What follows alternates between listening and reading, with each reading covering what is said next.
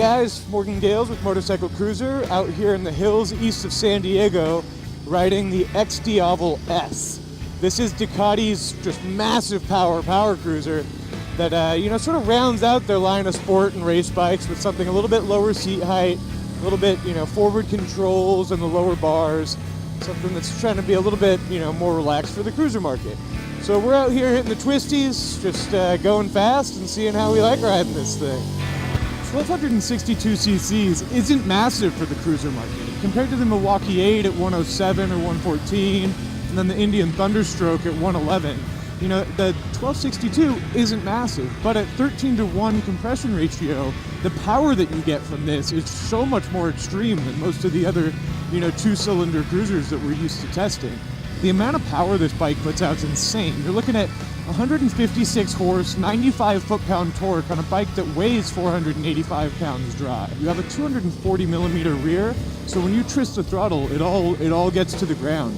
Not to mention Ducati's wheelie control and different systems that make sure that you're going straight rather than picking up when you want to be.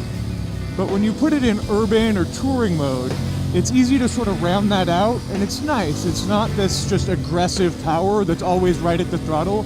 You can round it out and smooth things out a little bit when you want to. With 50 millimeter inverted front forks and your one-sided, cast and welded swing arm, you have full-on sport bike suspension on this thing. And it honestly reads like that. You hit the twisties and this bike it's confident, it's stable, you can dig in and hang out. But when you get onto the straights and you want something to be a little bit smoother and sort of eat those bumps, it's a little bit tougher than I'd like it to be. With the forwards, as opposed to, having mids or something that you can take more of your weight off and put it onto your feet, the forwards put all your weight onto your butt. So when you're hitting those stiff bumps, it sort of paddles you. But when I go into the twisties and throw it around, it's stable and it's incredible. It's way more fun. It handles the twisties way better than 99% of other cruisers I've ridden. The ergos on this bike are pretty typical cruiser ergos. You have your low seat height, you have pretty low standard straight bars, and then your forward controls. While it's comfortable, but the amount of power this bike has, I'm not really in the position that I want to be to ride it like it feels it wants to be ridden. I want to be in a little bit more of an aggressive stance because most of the time this bike feels like it wants to be ridden in more of an aggressive way. And with the lower bars and the forward controls, your weight's on your butt and you're pretty much planted in one position. So while it is comfortable and it is a nice, comfortable cruising position, the character of the bike and the way that I feel it wants to be ridden involves, moving around a lot more and just a lot more of an active riding experience than just being planted in the one position.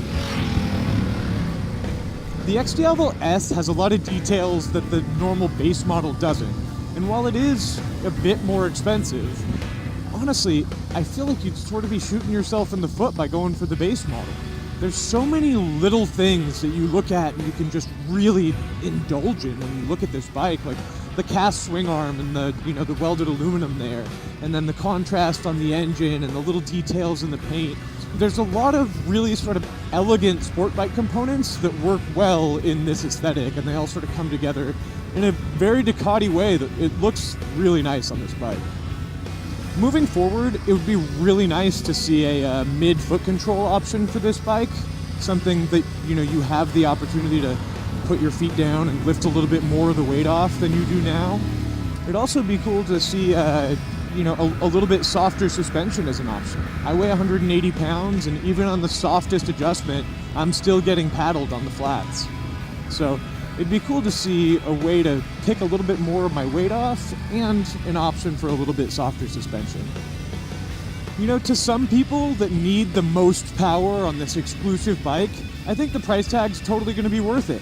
I think that if this is the bike that you're after and you want that massive output in this cruiser stance and you want to be able to smoke your friends on sport bikes even though you're the dude out there with forwards, then sure, this is your bike. But if you're just looking for a nice cruiser to go out and hit the highways on the weekends, this is going to be about double the price tag of something you're going to be looking for. At the launch, Claudio Domenicali called this bike 100% cruiser and 100% Ducati.